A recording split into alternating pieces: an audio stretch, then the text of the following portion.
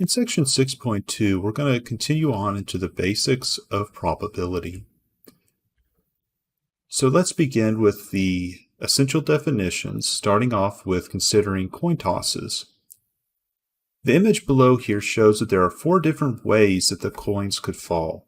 We say that each of these 4 ways is a different outcome of the coin toss. So the outcomes could be that we get the coins turning out this way, where they're both tails, or this way when one of them is a tails and the other is heads, or first one is heads and the second one is tails, or both of them are heads. Those are the 4 outcomes of tossing 2 coins. But suppose we're only interested in the number of heads. We call the number of heads an event. Because the 2 middle outcomes here have 1 head, we say that there are 2 outcomes that represent the same event. The event being 1 head from the 2 coins. So there are 2 ways of the event 1 head showing up, happening. So that's the summary here. There are 4 possible outcomes for the 2 coin toss, but only 3 possible events. 0 heads, 1 head, or 2 heads. Again, if we're just counting the number of heads as the events happening. So the definitions. Outcomes are the most basic possible result of observations or experiments. For example, if you toss 2 coins, one possible outcome is HT for heads tails, and another possible outcome is TH for tails heads. An event is a collection of 1 or more outcomes that share a property of interest. So for the last example, if you toss 2 coins and count the number of heads, the outcomes heads tails and tails heads both represent the same event of 1 head, or 1 tail if we want to call it that way. So first example here, consider families with 2 children. List all the possible outcomes for the birth order of boys and girls. If we observe the number of boys in the families, what are the possible events? So let's let the letter B stand for a boy and the letter G stand for a girl. The outcomes could be boy boy, boy girl, girl boy, or girl girl. And so if we're again just observing the number of boys, the events that we have here could be made up of 0 boys or 2 girls, 1 boy, which would happen if we had a boy girl or a girl boy, or 2 boys, where they're both boys. And so those are the 3 events for having 0, 1, or 2 boys. We write the probability of event using the letter P. So for instance, the probability of a heads would be P with the H, P of H, and that's 1/2 is the probability of getting a heads. Probability of tails would be P with the T for tails, and that's still 1/2. And the probability of either heads or tails, well, the coin will land on either one, so there's a 100% chance of that happening, and so the probability is 1.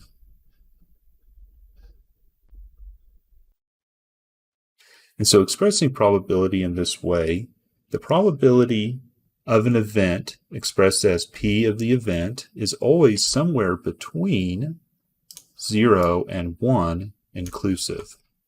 A probability of 0 means the event is impossible, and a probability of 1 means the event is certain.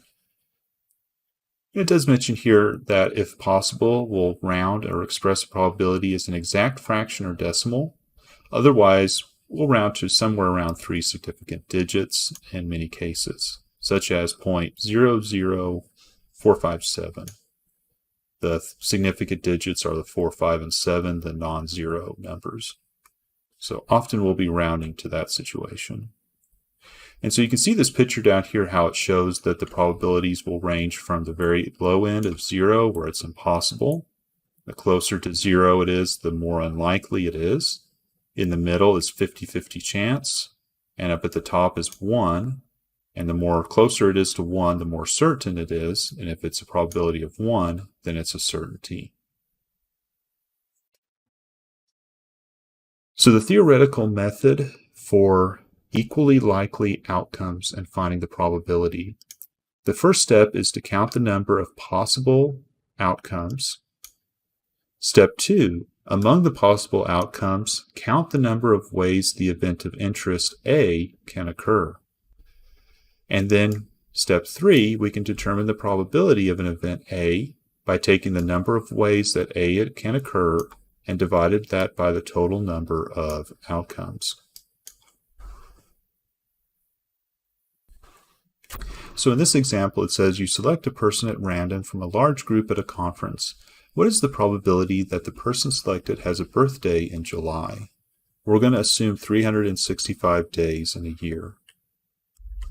The first thing to do is to consider the fact that if there's 365 days in a year, there means there are 365 different possible outcomes for birthdays. And then we think about how many ways the event can occur, which in this case the event is having a birthday in July. And there are 31 days in July, means there are 31 ways that this event can occur. So the probability of a July birthday is we take 31 divided by 365.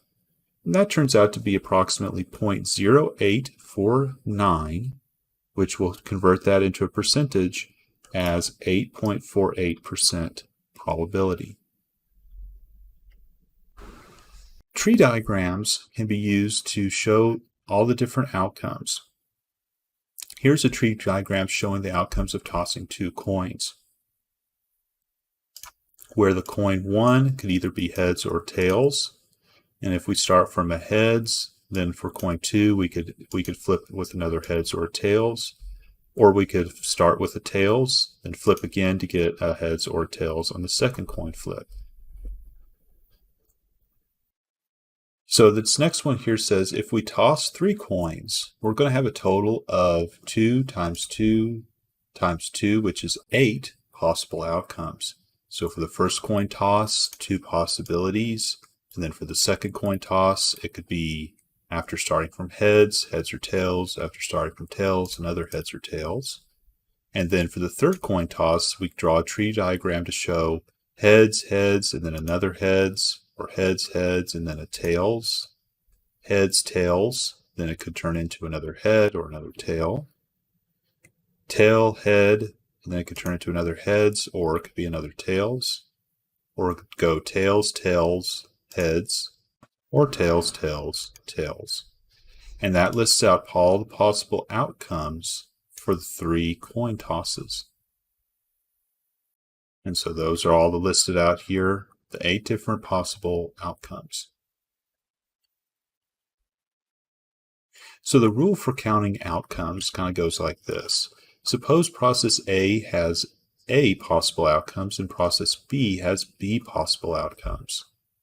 Assuming that the outcomes of the processes do not affect each other, the number of different outcomes for the 2 processes combined is A times B.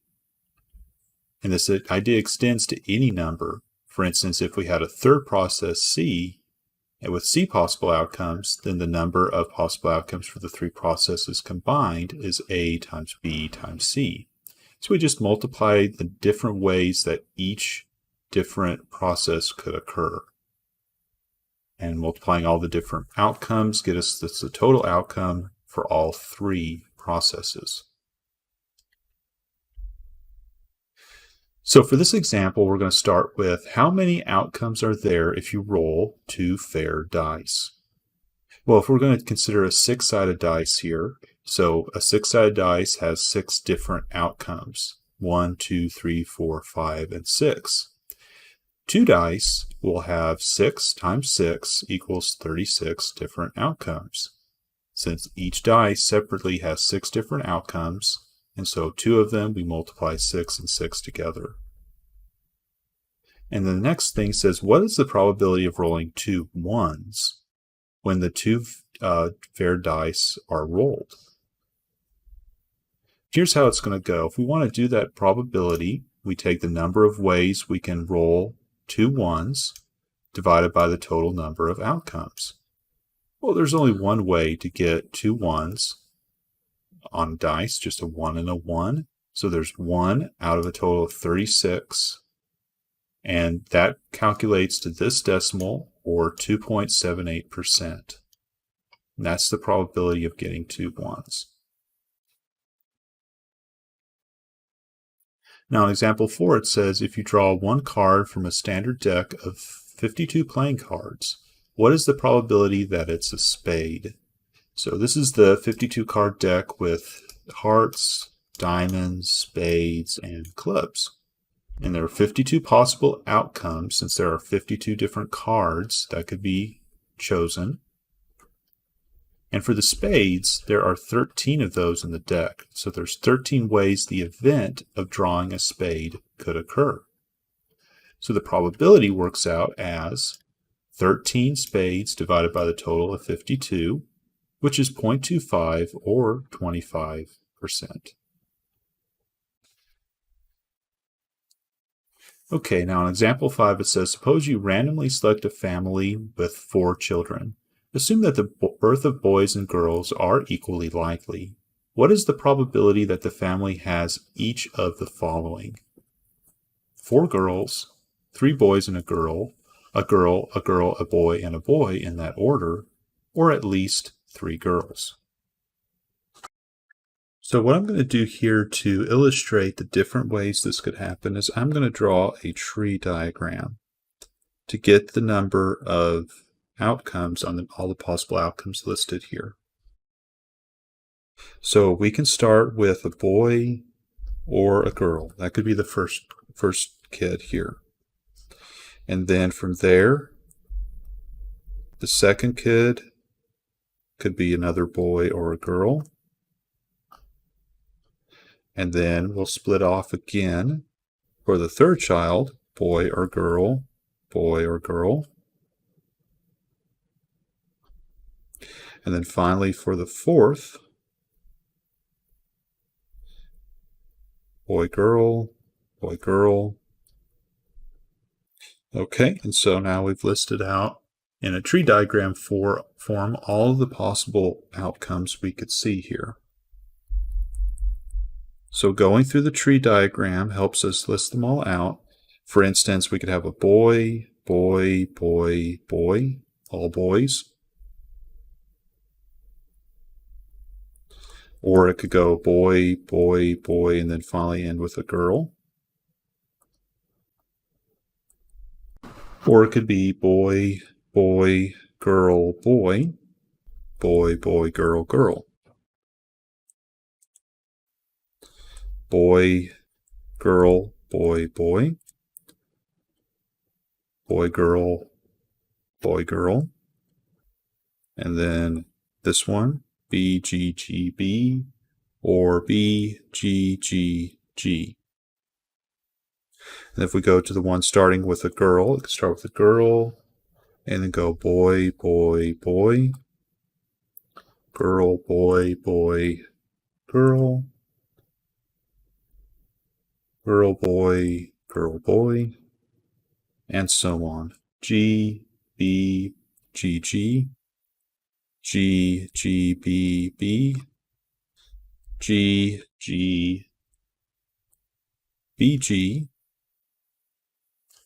G, G, G, B, and then finally all 4 G's, all 4 girls. That covers all our bases here as far as the different outcomes. So if we want to know the total number of outcomes here, each time it could be a boy or a girl. So there are 2 outcomes for each of the 4 children. So we do 2 times 2 times 2 times 2, and that should come out with a total of 16 outcomes. And we can count them up here and see them all as well. If we want to know the first part here asking us how many different ways there are for 4 girls. There's only one way of getting all girls, so we know the probability is 1 out of 16, which is equal to 0.0625 or 6.25%. The next part asks 3 boys and a girl. We look through here, there's one option there where we have B, B, B, G for 3 boys and a girl. B, G, B, B would be 3 boys and a girl. And there's also G with 3 Bs. That would be 3 boys and a girl. Also, there's this one up here, B, B, G, B as well. That has 3 boys and a girl. And so there's a total of 4 outcomes out of a total of 16 for that event to occur. So that would be 1 over 4, or 0.25, or 25%. Now the next part says at least a girl, a boy, and a boy in that order. There's only one that happens like that, GGBB. So the probability would be 1 out of 16, which is still that 0.0625 or 6.25%. And then the last one says at least 3 girls. So let's look through the list here of outcomes for at least 3 girls. So there's B and then all the G's with 3 girls. G, B, G, G, 3 G's and a B, G, G, B, G, and then also at least 3 girls. Also that means it could have 4, so all 4 girls would also be included in that as well. So there's a total of 5 different ways, at least 3 or more girls. So that would be 5 different ways, 5 divided by 16, which would turn into as a decimal 0.3125 or 31.25%.